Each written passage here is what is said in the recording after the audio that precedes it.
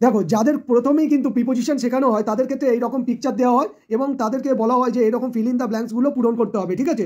তো তোমাদের দেখো এখানে কি লেখা আছে, look at this pictures, fill in the blanks using on, in, under or over, ঠিক আছে। সবকটা বিষয়কে বোঝো আগে। অন হচ্ছে কোনো জিনিসের উপরে থাকবে কিন্তু সেটা টাচ করা থাকবে, ইন হচ্ছে কোনো একটা আধারের মধ্যে, ঠিক আছে, মাঝখানে থাকবে, এবারে মধ্যে থাকবে, আন্ডার হচ্ছে ঠিক এই চেয়ারটাকে যদি ধরো এর নিচে থাকবে বাট এর সাথে টাচ থাকবে না, ওকে। আর ওভার হচ্ছে ঠিক এর উপর দিয়ে কোনো কিছু চলে যাবে কিন্তু এটাকে আর টাচ করবে না। আশা করি চারটে জিনিস কনসেপ্টটা পরিষ্কার হয়েছে।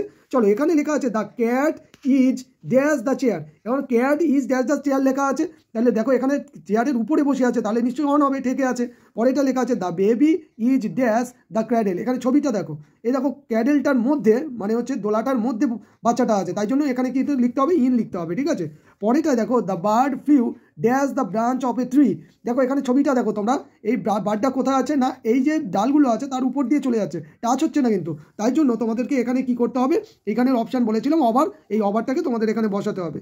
The cup is dash the saucer, দেখো কাপটা এই সসারের কিসে অন উপরে আছে, তাহলে এখানে কি লিখবো, অন লিখবো, ঠিক আছে।